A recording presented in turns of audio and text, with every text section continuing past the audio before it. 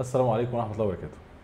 في ناس كتير جدا، لما تيجي تقلب على السوشيال ميديا او تشوف اليوتيوب فبيلاقوا في كم هائل من المعالجين، ان احنا بقى بنقول عليهم معالجين روحانيين او الرقاة او اي حد بيعالج بالقرآن. فتختلف المسميات وانت بتتوه وتلاقي نفسك انا مش عارف مين الصح ومين الغلط. فانا النهارده معايا حلقة مختلفة جدا ومتميزة، بستضيف فيها يعني حد انا اتقابلت انا وهو قدرا على السوشيال ميديا، وبعت له راح وسلمت عليه والتقينا الحمد لله، ما كملناش اسبوع. هيعرفنا الخبايا وازاي انت وانت بتفتح السوشيال ميديا تعرف الشخص اللي انت بتتفرج على الفيديوهات بتاعته ده وبتتابعه ده هل هو فعلا شخص حقيقي ولا مش حقيقي. والسؤال الثاني والاهم، ازاي تعرف انت عندك اعراض حسد او سحر او مس. ده هنعرفه كله في الحلقه بتاعت النهارده، فتابعونا وخليكم معايا للنهايه. احنا بنرحب بحضرتك جدا معانا. اهلا بيك. يعني ممكن بقى نقول اخويا بقى او خلاص احنا طبعا بقينا اصدقاء، يعني صديقي طبعا الاستاذ معتز لاشين، يا مرحبا. وبنرحب بيك جدا. اهلا وسهلا. ودايما انا بشيل الالقاب علشان اقول ان احنا قريبين من بعض، يعني عشان طبعا اللقاء حتى يبقى اللقاء ما يبقاش فيه شكل من اشكال الرسميه. فبدايه انا برضه عشان ما اديتكش حقك في التعريف، فهستاذن حضرتك تعرف حضرتك بالناس يعني. انا في الاول انا معتز لاشين. انا بدايه الشغل العلاج بالنسبه لي كانت سنه 2011، وهي كانت بدايه غير محسوبه على الاطلاق. ما كانش في اي نيه ان انا اشتغل في مجال العلاج. كانت البدايه ان في حد من معارف الاسره عندي كان كما كان بيقال ساعتها انه كان مسحور، عنده سحر ربط او غيره، وكان عنده مشكله بعد الزواج وكذا. ف حد سالني ان لو في حد تعرفه يقدر يعالج الحاله دي، فانا ما كانش ليا معرفه، فتواصلت مع احد الشباب الاخوه فبشور عليه في الامر، بساله فلقيته عارف، فقال لي والله هيتعالج بالطريقه الفلانيه. فبلغت الوسيط اللي بينا ان خليه يعمل كذا وكذا وكذا. تمام. ولقيته قال لي لا ده هو راح لحد. فالفضول تملكني يعني، فقلت خلاص طالما راح لحد، لو الحد ده عمل نفس اللي انا قلته فمش كانش هيقول لي راح لحد، هيقول لي هو عمل اللي انت قلته. تمام. فلقيته راح لحد يبقى هيعمل حاجه مختلفه. فقلت له عمل ايه؟ قال لي ما فيش. جاب واحد قاعد معاه قال له انت معاك جنيه عشقاك، الكلمه اللي تقريبا 3/4 اللي هو الجن العاشق. 3/4 الناس اتشخصت بيها اصلا. فاتقال له انت معاك جنيه عشقاك، وهي اللي بتفصل بينك وبين زوجتك، وهي اللي عامله لك مشاكل، وانا هقعد معاك اخدها منك. فالفضول تملكني اكتر ان انا ادخل في هذا الباب، وبدات ان انا اقرا بشكل شخصي وبشكل ذاتي.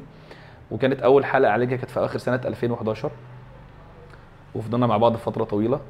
وانا اصلا في الاصل انا خريج لغات وترجمه، جامعه الازهر قسم ترجمه انجليزي، وكان شغلي في الترجمه وفي الصحافه وفي الاعلام. فما كنتش فاضي، لكن لقيت من وقت للتاني المجال بياخدني، فاقرب شويه فاشتغل في الجلسات وبعدين ارجع. وكنت بشتغل طبعا بمرجعيه، يعني كان دايما في حد يعني بيعمل لي الفاليديشن ده على طول، حد بيعمل لي المنتوري او الاشراف، اول باول برجع ليه انا شفت كذا، طب اعمل ايه، طب اتحرك ازاي. فضل معايا فتره، ربنا يجزيه خير طبعا، ولازم اشكره طبعا من خلال حضرتك الشيخ ممدوح الشرقاوي، شيخنا واستاذنا يعني. وبرده اخونا الكبير في المجال الشيخ عبد الغفار العماوي، برضه انا استفدت منهم كتير جدا في اوائل. ولا يزالوا شغالين في المجال. لا زالوا شغالين في المجال. الشيخ ابو فرش لا زال شغال في المجال، هو من زفته. والشيخ ممدوح برضه من وقت للتاني كده بتعرض عليه حالات. يعتبر دول يعني اساتذتنا في المجال، وهم اللي سبقوني وهم اللي استفدت منهم، ولهم بعد ربنا عز وجل فضل كبير يعني في ده انا وصلت له فيما يخص مجال الرقيه الشرعيه. بدات مع الوقت ان انا ادخل المجال واقرب وابعد واقرب وابعد لحد سنه 2016 تقريبا. قررت ان انا هنتظم في شغلي في المجال العلاج بالرقيه الشرعيه. لكن انا لاحظت حاجه كانت مختلفه شويه، وهي ان في كتير جدا من الحالات انا في قدامي علامات استفهام. الحاله كما هو معروف، يا مسحور يا محسود يا معيون يا ممسوس، ايا كان التشخيص. لكن فوجئت ان في حالات لا هي مسحوره ولا ممسوسه ولا محسوده ولا معيونه.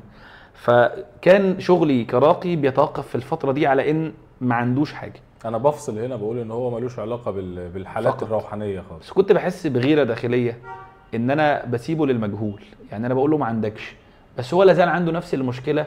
فممكن يروح لحد تاني غيرك فيقول له انت عندك بالظبط. فانا كنت عاوز اعرف طب هو عنده ايه، حتى ولو لنفسي يعني. فبدات تظهر قدامي احتمالات، ولسه ما اعرفش فيها اي شيء هل هو صح ولا غلط. الاحتمالات دي كانت اما امراض نفسيه، اما مشاكل مرضيه طبيه عضويه، او مشاكل اسريه، او مشاكل تربويه مع الشباب والمراهقين زي ما احنا عارفين. فضلت اقرا في علم النفس فتره بشكل شخصي، واتعامل مع اطباء نفسيين، واتعرض لحالات اضطرابات نفسيه، بس لازلت مش قادر اشخص الامراض النفسيه، لازلت واقف عند حته هو مش محتاج رقيه وادوه لدكتور نفسي.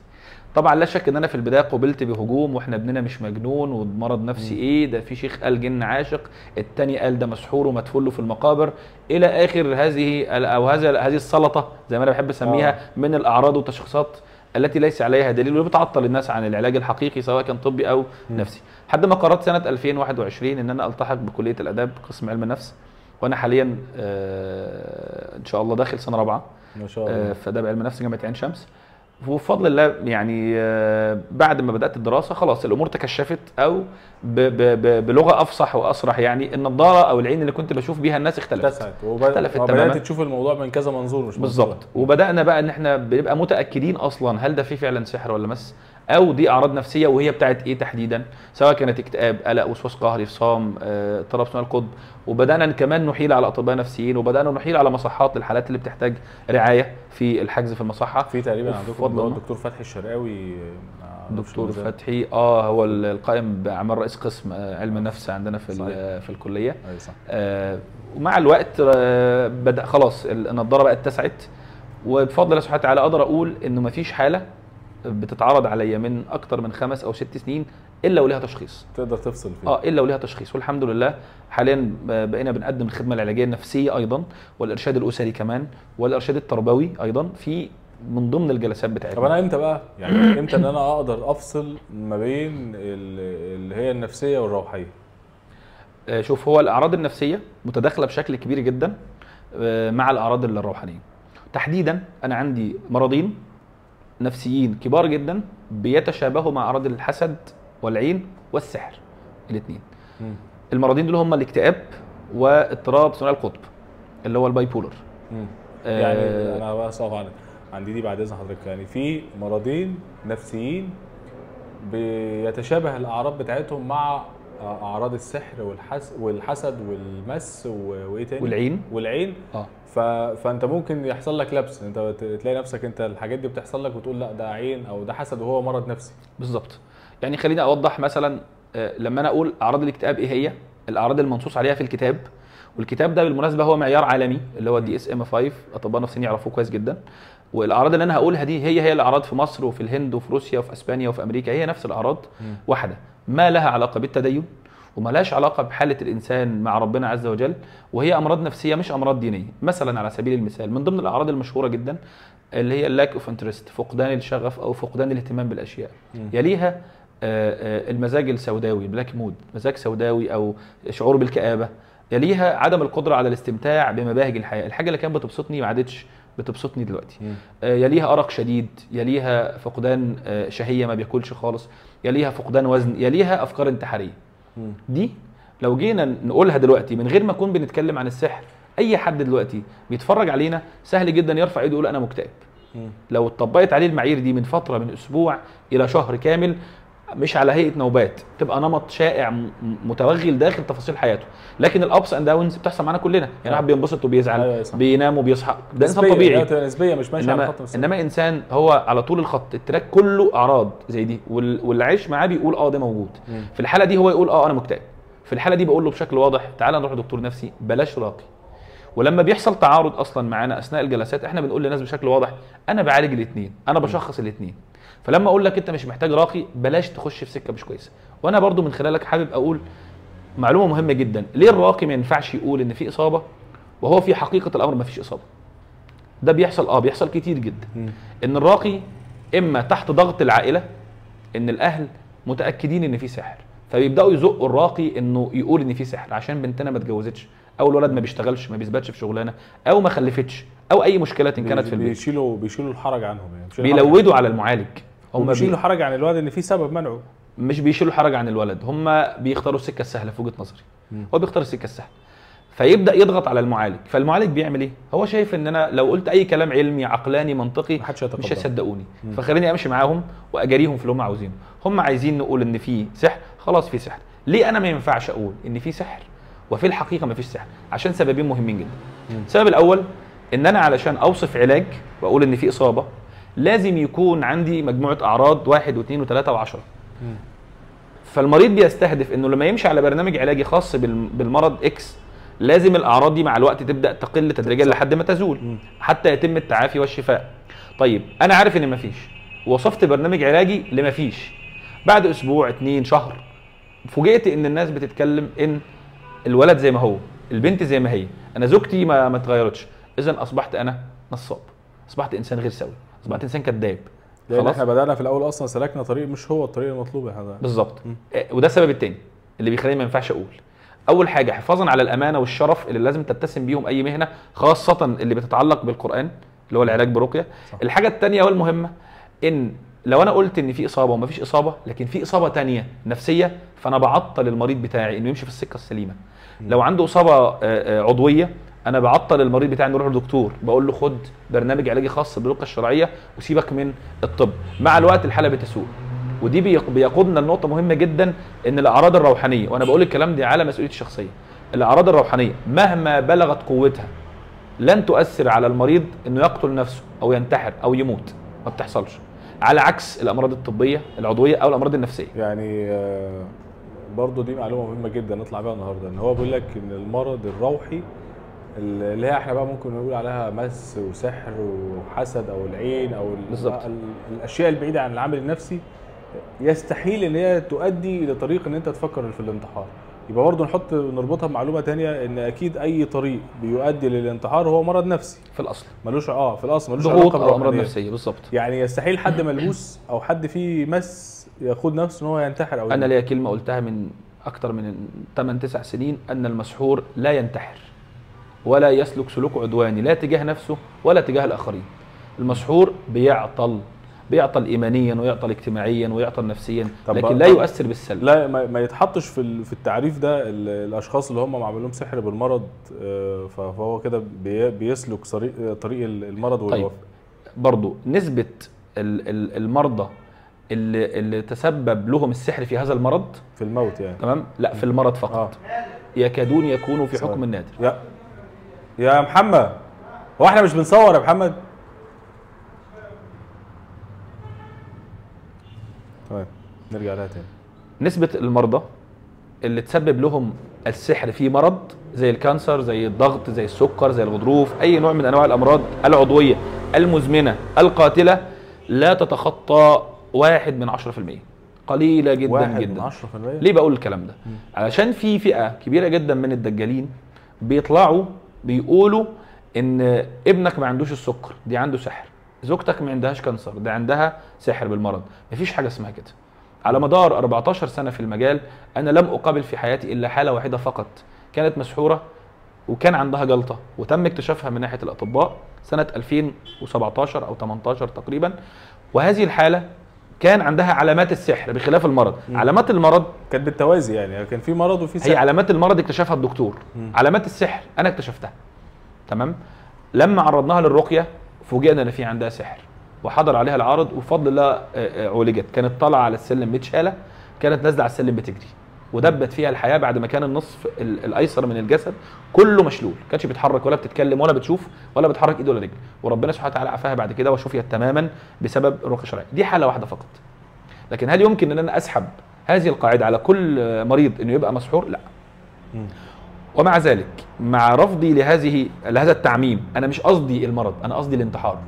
السلوك الانتحاري لا يسلكه مريض السحر. هو يكون متعمد ان هو يقتل نفسه. بالظبط. لا يسلكه مريض السحر. بعض الناس ممكن تقول لك طيب ما هو ممكن السحر يصيب باكتئاب، ده حقيقي. السحر لو حطيناه من ضمن الضغوط والصدمات والاحداث الضاغطه والانفعالات اللي بتسبب الاكتئاب، يسبب الاكتئاب وبالتالي يسبب اعراض انتحاريه. طيب لكن المسحور بنفسه لا ينتحر. انا راجل قاعد في البيت او في الشغل بتاعي، او واحده ست ربة منزل، ازاي تقدر تصنف نفسها اذا كانت هي مسحوره او محسوده او عندها مرض نفسي؟ قدامها طريقه من اتنين. اي انسان قدامه طريقه من اتنين، مالهمش تالت. طريقه صح وطريقه غلط. خلاص. الطريقه الصح اللي هبدا بيها عشان تبقى هي البيز اللي احنا بنبني عليه، وبرضه قلت الكلام ده كثيرا، سماعه ورقيه لمده ساعه. البس سماعه واسمع رقيه لمده ساعه فقط. هل في رقيه لحد معين، ولا هو عشان دي حته مهمه جدا، ان تلاقي يقول لك الرقيه الفلانيه للشيخ فلاني قاتل اللي مش عارف ايه وعمل طيب ايه حلو جدا الاشاره دي، لان انا برضو علقت على الكلام ده كثيرا. انا في شغلي وانا بعلم الناس كلها، حتى المتدربين اللي عندي في دوره صناعه الراقي، دايما بقول لهم كده: لا يوجد ما يسمى برقيه الحرق والفك والتعليق والحبس والطرد أيوة. ودك الحصون وقتل التوابع. هذه التفصيلات تمام ليس لها اي دليل وليس لها اي منفعه. في الاخير انت بتسمع رقيه من قارئ كويس صوته جميل متقن ويكون صوته عذب. لان انا بسمع رقى، بعض الناس بتسمع رقى الراقي بيشخط في أيوة المريض، يعني بيزعق في المريض. يعني ساعات الاقي مثلا في ايه قرانيه ذكر فيها كلمه نار، فهو يقعد الراقي يقول نار 60 مره مثلا، نار نار، ويقعد يقولها بنبرات مختلفه ويخوف ويزعق اطلاقا ده غير صحيح. والدليل على ذلك ان المريض العادي او الشخص اللي بيعمل فحص لنفسه بشكل ذاتي بدون معالج، بنبعت له رقيه عاديه جدا لشيخ من الشيوخ المعروفين اللي هم القدامى، المنشاوي الحصري. في بعض الناس جزاهم الله خير في الاستديوهات قطعوا الايات وجمعوا، وتبقى مدتها لا تزيد عن 40 دقيقه 5. ليه؟ لان انت بعد الساعه هتفصل، حتى لو بتسمع مين هتفصل، مش هتعرف تركز. فانا يكفيني اصلا انا بعرف ببدا اشوف علامات الاصابه او التعافي بعد اول 20 25 دقيقه، بيبدا يظهر على المريض علامات الاصابه بقى. علامات. فدي الطريقه الاولى. العلامات اللي هي ايه بقى؟ العلامات اللي هي ايه؟ نبدا بدرجات التاثر بالرقيه من تحت خالص. اول حاجه يشعر بيها لو هو، لا طبعا لو هو سليم هيقول الاتي: هيقول انا حسيت براحه، حسيت بهدوء، انا نمت وانا بسمع الرقيه، انا كنت مستمتع، انا ما كنتش مركز وكنت سرحان. ده سليم، ده السوي، ده سليم. ده انا وحضرتك واي حد. طب بدا يتاثر، والتاثر بالرقيه بيكون تاثر نفور مش تاثر محبه، تاثر سلبي. بمعنى هنبدا بالحسد. مريض الحسد وهو بيسمع الرقيه بيشعر او بيحس بالاتي: تثاؤب، دمع في العين بدون ما يكون فيه كنترول عليه، صداع، زغلله، حرقان في العين، تنميل، ثقل في منطقه الصدر والاكتاف مع رغبه في النوم. ضيف عليهم تفصيله واحده فقط ايوه تحول الحسد الى عين، وده اول مره انا بعتبره سر مهنه، اول مره هتكلم عليه معاك هنا، وهو التكريع، التجشؤ بشكل قوي جدا، هواء قوي جدا بيطلع من منطقه الصدر بيخرج مع التثاؤب بشكل متسارع وبيسمع في الظهر. ولو عاوز اتاكد من المريض بتاعي باجي في مقابل النقطه دي اللي هي الثمانيه بتاعه الصدر، فم المعده، في المقابل ليها من الظهر هبدا اتك او اخبط خبط بسيط، هتلاقي المريض بدا يطلع الهواء بتاعه. دي عقد العين اللي موجوده. ولو هو حب يرجع برضه، انا اسف، لو حب يرجع، في فرق شعره بسيطه جدا ما بين الترجيع القيء اللي بيعمله مريض العين واللي بيعمله مريض السحر المأكول. ايه بقى؟ ان مريض العين بتبدا معاه بشرقه، كحه شديده مع تكريع، ولو حب يرجع بدايه الترجيع بتبدا من منطقه الصدر، وبالتالي بيرجع عزكم الله مخاط او بلغم فقط لا غير، ما بيرجعش اكل. كنا توقفنا في الفاصل عن المستمع للرقيه، ازاي بيتاثر واعراض التاثير اللي هو بيحصل عليه ده هي ايه؟ شوف احنا عاوزين نسميها، هندي لها عنوان كده: مستويات التاثر بالرقيه الشرعيه. احنا قلنا اللي عاوز يطمن على نفسه بدون راقي لوحده كده مش يعالج نفسه. في فرق ما بين ان واحد يشيك يعرف عنده مشكله ولا لا، ويعرضها على حد فيقول له انت عندك كذا او كذا، وفي فرق ان يقدر يعالج نفسه ولا لا. دي حاجه ثانيه ممكن نتكلم فيها بعدين. تمام. فعلى خلاف اللي يقول لك هات كوبايه واقرا عليها سوره كذا وحط صبعك فيها واشربها ولو حلمت بكذا، كل ده كلام باطل. مفيش حاجه اسمها كده، لان لا يعتمد على الاحلام بنسبه كبيره في الاصابات. الاحلام هي عرض واحد فقط من 20 30 عرض، لا يمكن احكم بناء على الاحلام. يعني اللي هو بيشوف احلام متكرره لشيء معين ده ملهاش علاقه لوحدها، لا تدل على شيء. وذا ان شاء الله ربنا كتب لي لقاء اخر هتكلم معاك بشكل علمي على سؤالين مهمين جدا هيحلوا اشكال عند غالب البني ادمين مش المسلمين فقط، وهو ازاي نحلم واحنا ليه بنحلم. حلو جدا. احنا اصلا ليه بنحلم؟ عشان ما نتوهش في الحته اللي كنا بنتكلم فيها المهمه، وهي مستويات التاثر بالرقيه. مستويات التاثر بالرقيه. كنا واقفين ساعتها عند حته اللي انت قلت هننفرد بيها النهارده في الحلقه بتاعت النهارده، وهي حته استفراغ الهواء، ان هو يطلع الهواء اللي جوه بالظبط. احنا قلنا ان اول مستوى الدمع الشديد، التثاؤب الشديد اللي بيخرج بصعوبه جدا، تقل الدماغ، التنميل، الثقل في منطقه الصدر والاكتاف، تمام، والرغبه في النوم، تمام، مع الخنقه الشديده من القراءه. لو ضفنا عليهم حاجه واحده فقط تحول الحسد الى عين، وهي التكريع او التجشؤ الشديد، هواء بكميات كبيره جدا بتخرج بصعوبه وبتسمع في منطقه الظهر. ولو جه معاها ترجيع، احنا كده فرقنا بين الحسد والعين. الترجيع بقى مع العين يفرق ما بين العين وما بين السحر المأكول. الترجيع مع ايه؟ الترجيع مع كل الاعراض اللي فاتت دي. يعني لو المريض بتاعي بقى هيرجع، لو مريض عين هيبدا بيشرق، بيكح جامد، بيبدا يرجع من منطقه الصدر، البطن سليمه لا فيها الم ولا مغص ولا تقلصات ولا انتفاخ، هو بيرجع من هنا من منطقه الصدر، والترجيع في اغلبه عزكم الله بيكون مخاط او بلغم، لو حاجه مرتبطه بالجهاز التنفسي بتاعه بالظبط، لان هي بتبقى عقد في المنطقه دي. لو سحر ماكول بيبقى من البدايه ما عنديش الاعراض بتاعه الحسد. اعراض السحر الماكول بتبقى فوران في المعده ورغبه شديده جدا في القيء، بيطلع مع القيء ده بيطلع مع اكل من داخل. طب قبل ما ننتقل للسؤال اللي هو الفرق ما بين العين والحسد، عشان انا واحد من ضمن الناس انا كنت اعتقد ان العين والحسد واحد، يعني حتى احنا دايما في العامه لما بنيجي نتكلم مع بعض ان عارفين ان العين يقول لك ده انت واخد عين، ده انت محسود، فعندنا الاثنين واحد. فحضرتك بينت ان في فرق. طبعا. طب هنعرف الفرق ده بعد حته ثانيه مهمه، وهي ان في ناس بتقول ان في بعض الناس المعالجين بيسقيك ميه، هي اصلا الميه دي بتخليك تغصب على انك تستفرغ او ترجع. دي نقطه مهمه جدا، وهي ان انا بنصح كل الناس اللي بيتعاملوا مع اي راقي ايا كان هو مين، ايا كان وزنه، ايا كان خبرته، لازم تبقى سامع المعالج وهو بيقرا على الميه. انا دايما ببدا اتشكك مع كامل احترام لكل الناس، لكن انت ما تعرفنيش، ممكن في يوم من الايام تقعد معايا عشان اعمل لك رقيه فتفاجئ ان انا دجال. لا تتعامل بثقه مع شخص انت ما تعرفوش. بالظبط. فبنعمل ايه؟ انا بقول للمعالج اقرا على الرقيه، فالمعالج الذكي وهو بيقرا رقيه بيجيب ميه يقرا عليها وهو بيقرا على المريض، فالمريض يبقى مطمئن ان الميه دي مش من جيبه، صح، مفيش عليها ماده غريبه. في الحاله دي لو المريض شربها ورجع، اذا الميه دي هي اللي تاثيرها خلاها رجع. تمام. في انواع ميه كتيره ثانيه بقى، المعالج بيكون شايلها في جيبه، جايبها يعني في هي دي بتبقى موجوده فعلا؟ دي بتبقى موجوده لو المريض مصاب. لا موجوده فعلا. في بعض الناس ممكن تستخدم مياه تخليك فعلا تستفرغ او ترجع، بيبقى عليها اضافات تانية. ايوه يعني ما دي موجوده. دي موجوده. طيب نرجع بقى لاجابه السؤال المهم، هو الفرق ما بين العين والحسد. العلماء فرقوا بين العين والحسد فروقات كتيره جدا، لكن خلينا نتكلم على الفروق بينها مهنيا. تمام. انا قلت الفرق بينهم اثناء التاثر بالرقيه هي اعراض من غير الترجيع او التكريع، لو نضاف لها التكريع والترجيع بقت اعراض عين. تمام. طيب بنحس الاصابه قالوا ان الحسد لا يشترط فيه الرؤيه. الحاسد ممكن يحسد الانسان على مواصفات هو سمعها عنه، ان المراه تصف المراه لزوجها فيحسدها، او الاخ يصف زميله لاخوه فيبدا يحسد الانسان. المثل البلدي الشهير القديم اللي يقول لك مثلا وانا بتكلم مع حد فيبدا يشرق ويكح، يقول لك في حد جاب في سيرتي. معنى قريب من ده ان الانسان ممكن يصاب اصابه من غير ما يتشاف، ده الحسد. اصل الحسد هو الحقد وهو تمني زوال النعمه. العين هي الحسد بالاضافه الى الرؤيه، يشترط في العين الرؤيه لان اسمها عين. والحاسد في مساله العين بيسمى العائن. العين اقوى من الحسد، وفي بعض الاحيان العين اقوى من السحر لاربع اسباب. ايوه. السبب الاول ان العين تقتل، السحر لا يقتل. السبب الثاني ان شيطان العين لا ينطق، وده احد 3 شياطين لا ينطقون عند الرقيه غالبا، شيطان العين وشيطان السحر المأكول وشيطان الخدمه بتاعه الدجال او الساحر.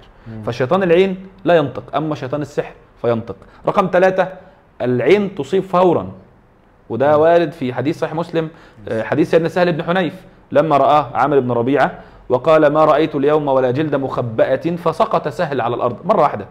تمام. ومعنى أن العين تقتل قول النبي صلى الله عليه وسلم لما رأى سيدنا سهل قال هل تتهمون أحدا؟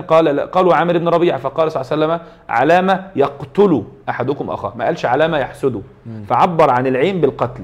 فالعين تقتل، السحر لا يقتل. شيطان العين لا ينطق، شيطان السحر ينطق ويخرج أيضا. العين تصيب على الفور، أما السحر قد يصيب على التراخي لا يصيب على الفور. رقم 4 ودي مهمة أيضا، إن العين العضو اللي بيتلف في الجسم بسبب العين غالبا إذا برئ خف يعني بيصاب تاني بسرعة. أما العضو الذي يتلف في الجسم بسبب السحر فإنه يبرأ بمجرد الرقية. وعلى سبيل المثال أيوة. سحر الربط. سحر الربط بيحصل فيه إصابة عضوية وشلل وتعطيل كامل لعضو الجماع. بعد الرقية مباشرة بيعود الانتصاب والرغبة والشهوة كما كانت من قبل. ليه؟ لأن المسبب بقدر الله هو الجن، فالجن إذا انصرف وخرج بيترك العضو على حاله، أما العين لا. وده بيقول بشكل واضح القاعدة المهمة أن أذى الإنسان وتأثير الإنسان على الإنسان أقوى من تأثير الشيطان على الإنسان. الشيطان بينصرف بالاستعاذة، ان ربنا عز وجل قال من شر الوسواس الخناس، هو خناس. قال ابن كثير ذاك الشيطان اذا ذكر ابن ادم خنس، يبدا يبتعد عنه، واذا غفل ابن ادم التقم قلبه. طب هات واحد حاسد واقرا عليه القران كله. في حديث سهل بن حنيف سيدنا النبي صلى الله عليه وسلم قال مروه فليغتسل على عامر بن ربيعه، فذهبوا اليه وقالوا يامرك صلى الله عليه وسلم ان تغتسل، فاغتسل باعضاء الوضوء واغتسل وغسل داخله ازاره، وصبه النبي صلى الله عليه وسلم على سيدنا سهل بن حنيف فقام كانما نشط من عقال. الان لو جيت تقول لانسان انا شاكك انك انت حسدتني او حسدت اهل بيتك، تبقى مشكله كبيره جدا جدا. لذلك احنا بنستعيض عن ده او بنعوض ده بان احنا كرقاه بنقرا احنا على الميه ونعطيها للمحسود علشان ان هو يغتسل. فده ببساطه كده الفرق بين السحر والعين وما بين العين والحسد. طيب حته كمان مهمه، وهي ان واحد يقول لك انا عايز، يعني يقول لك الرقيه لا تطلب. ايه دي برضه عايز ليها توضيح. الرقيه لا تطلب، بعض الناس بيعمل بالحديث القائل ان يعني النبي صلى الله عليه وسلم قال ما معناه يدخل الجنه من امتي 70,000 بغير حساب، من ضمنهم الذين لا يسترقون ولا يتطيرون ولا يكتوون وعلى ربهم يتوكلون. خلاص، فقالوا ان طلب الرقيه هنا يخرج هذا الانسان الطالب للرقيه من 70,000 الذين يدخلون الجنه بغير حساب. النبي نقول ان الحديث لا يفيد هذا المعنى الذي فهمته، بل يفيده وغيره. يعني وهو يفيد هذا المعنى لكن يفيد غيره أيضا. قالوا إن الذي يخرج من 70,000 الذين يدخلون الجنة بغير حساب هو الذي يطلب الرقية من الإنسان متوكلا عليه ويظن فيه أنه ينفعه من غير الله، فده طبعا يخرج خالص. تمام. الأمر الثاني هو الشخص ترك السبب على الراقي، اعتمد على السبب لم يتوكل على الله، توكل على الراقي وظن فيه النفع وضر. طبعا ده خلل عقدي اصلا بخلاف انه يخرجوا من هذا الامر. الامر الثاني لو جمعنا بين هذا الحديث وبين قول النبي صلى الله عليه وسلم تداووا يا عباد الله فان الله ما انزل من داء الا وانزل له الدواء، فده امر بالتداوي. احنا بنرى ان ظاهر الحديثين فيهم تعارض، حديث بيقول لك تداوى اطلب الدواء، وحديث اخر يقول لك ايه الذين يسترقون دول عندهم مشكله هيخرجوا من 70,000. فاحنا بنجمع بين الحديثين ان طلب الدواء في ذاته مشروع بل مندوب بل واجب. ليه؟ لان من مقاصد الشريعه حفظ النفس، قال عز وجل ولا تلقوا بيدكم الى التهلكه ولا تقتلوا انفسكم. ولكن خلينا اقول برضو معلومه يمكن لاول مره هقولها برضو، مستويات طلب الرقيه مختلفه، بمعنى ان في مستويات من الاصابه يستطيع المريض ان يتعامل بنفسه مع المرض، اللي هو يرقي نفسه بالظبط، يتعامل مع نفسه بالعباده بالرقيه بالاذكار، زي بالظبط المرض الطبي المصدع اللي عنده صداع اللي عنده مغص اللي عنده اسهال ما بيجريش على الدكتور، بيروح يجيب بنادول حقنه بريمبران حاجه للمغص حاجه بسيطه بيقدر يروح اذا وبيتعافى وبينزل الشغل ثاني يوم واموره بتبقى تمام. لكن في مستويات اعلى اللي الانسان بيفقد فيها السيطره على جسمه ومش فاهم عنده ايه، في الحالة دي بيلجأ للدكتور. كذلك عندنا في مجال الرقيه برضه في حالات مش محتاجه مش مستدعيه رقيه، زي ايه مثلا على سبيل المثال الاطفال، ابني اللي وقع في الحمام، الولد اللي اتكعبل مش عارف في الصاله، الولد اللي واحده شافته قام يعيط بالليل، ما تعرضوش على الراقي. الاطفال اذا تمت اصابتهم بالعين فقط او الحسد الام ترقيه، ترقي الاطفال، لان رقيه الاطفال دي عمل يومي اساسا كما كان صلى الله عليه وسلم يفعل مع الحسن والحسين رضي الله عنهم. حلو جدا حلو جدا. احنا عند الحته دي مهمه جدا. عايزين نتكلم بما ان احنا ذكرنا الموضوع ده وده يخص كل بيت مصري وهو الطفل، هل نشر صور الاطفال وفيديوهاتهم على السوشيال ميديا ده ممكن تعرضهم للحسد؟ وازاي ان الام والاب يتعاملوا مع طفل او طفله في البيت يحافظوا عليهم من الحسد؟ يعني اولا نشر الصور بشكل عام او نشر النعمه بشكل عام على العامه على جمهور الناس بدون تمييز مظنه، يعني من ضمن الاسباب اي نعم اللي بتؤدي للحسد والاصابه بالعين لا شك.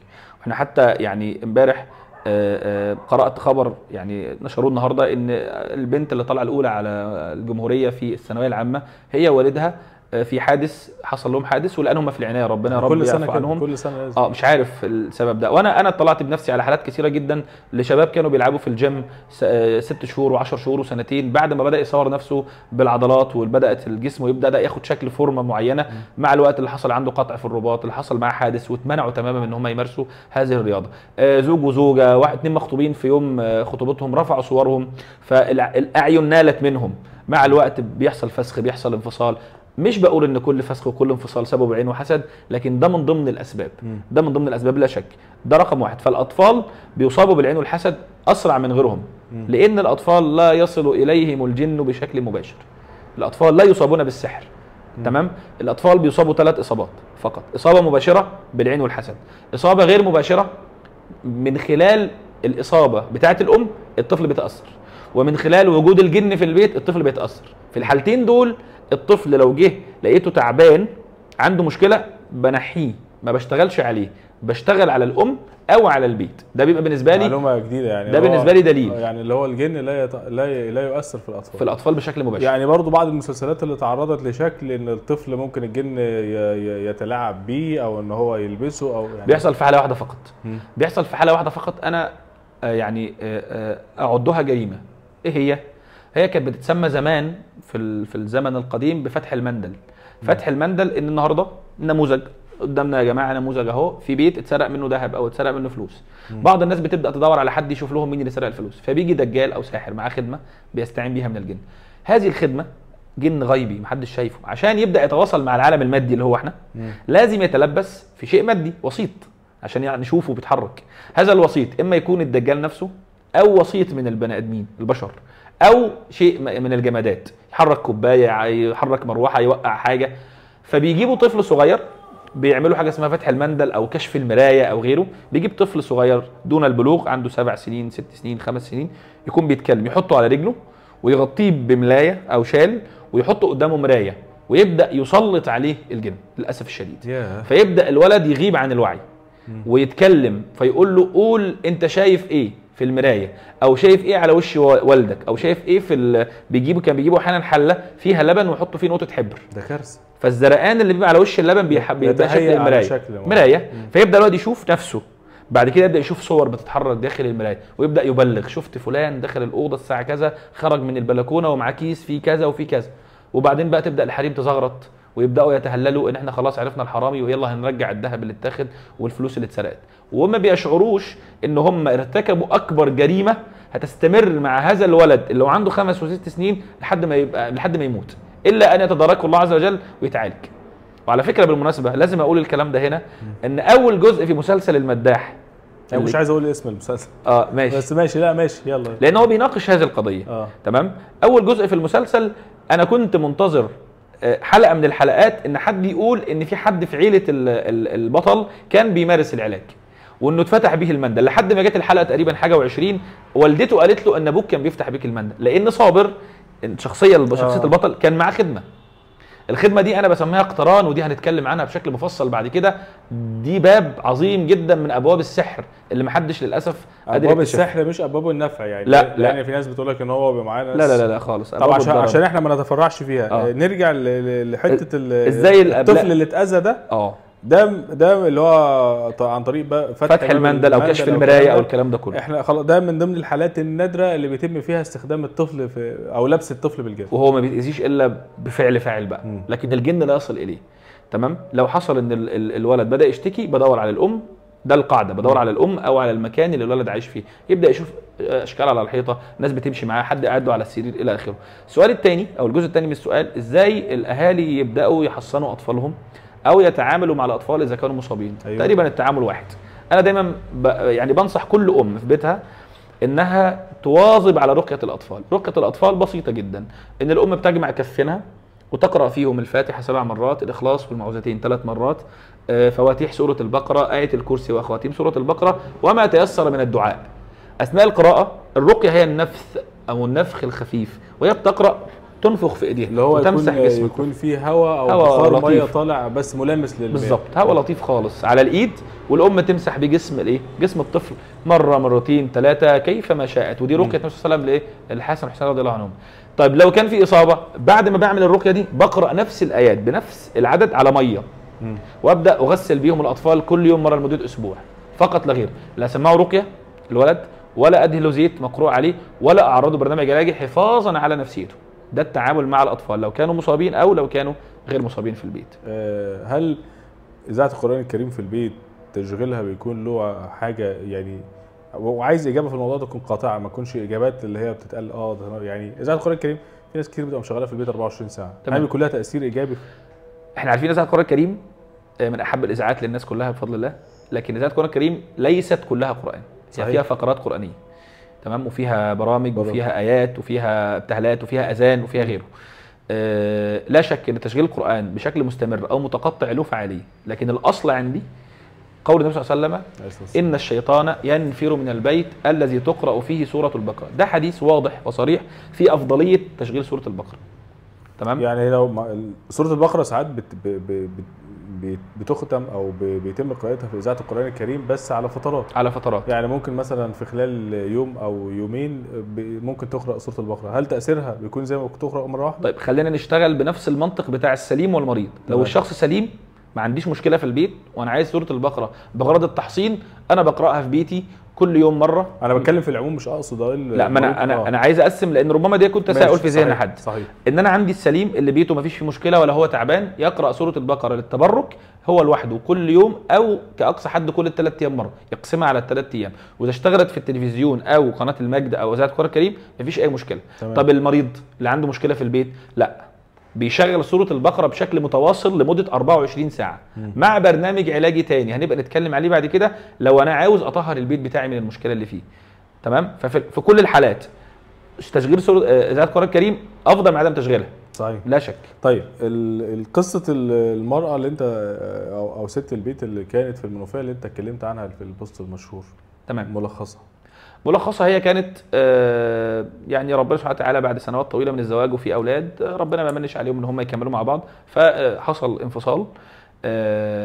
وكده الكلام ده كان من كام سنه يعني.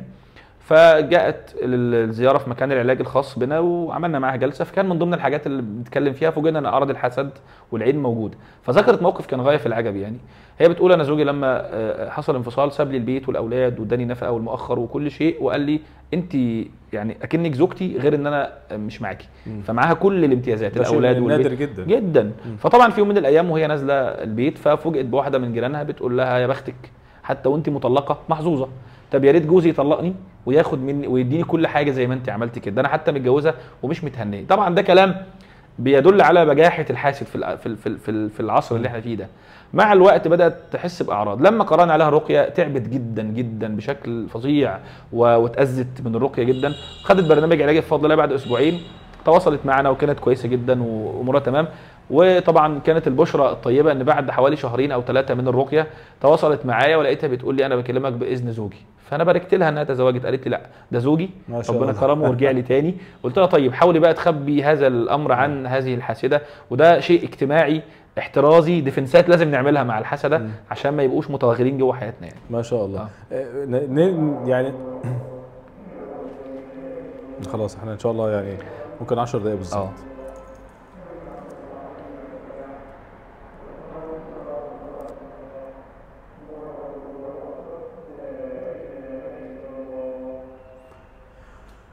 موضوع مهم جدا وهو الناس اللي عايشه في الارياف. ايوه. عيشه الارياف، وفي ناس في القاهره تقول لك ده لقمه فلاحين، ان في بعض الناس اللي هم في الارياف لما أيوة. بيروحوا القاهره فبيخبوا بيخبي حياته، مش عايز الناس تعرف بيعمل ايه. أيوة. دي نقطه مهمه. هل من اللؤم ان انت تخبي اسرار بيتك وحياتك الشخصيه؟ دي حاجه. الحاجه الثانيه، انا لو عايش في الارياف وعايز احمي نفسي من العين والحسد زي ما بيقولوا. طيب هو رقم 1 انا جاي من الارياف. حلو. ما يسمى بلؤم او خبث او مكر الفلاحين كما يروج ليه يعني. انا بشوف ان السبب الرئيسي فيه بنسبه كبيره جدا هم الدجالين. ليه؟ وانا اتمنى الناس تبقى يعني أيوة تستوعب الكلام. ليه الدجالين؟ شوفوا يا جماعه الخير، المفروض ان المعالج لما بيدخل مكان عشان يعالج لازم يشترط، انا بشترط عليه شرطين. ولما باجي اعلم حد يعالج بشترط عليه الشرطين دول: انك تدخل البيت بتاع الناس بدينك وتخرج بدينك، لا ترتكب اي فعل مخالف للشريعه ولا مصادم للنصوص الشرعيه، عشان مش انت ما تدخلش النار عشان خاطر حد، مش حد يستحق ده. الحاجه الثانيه والمهمه انك تدخل واهل البيت ايد واحده وتخرج وهم ايد واحده. ده ما بيحصلش مع الدجالين.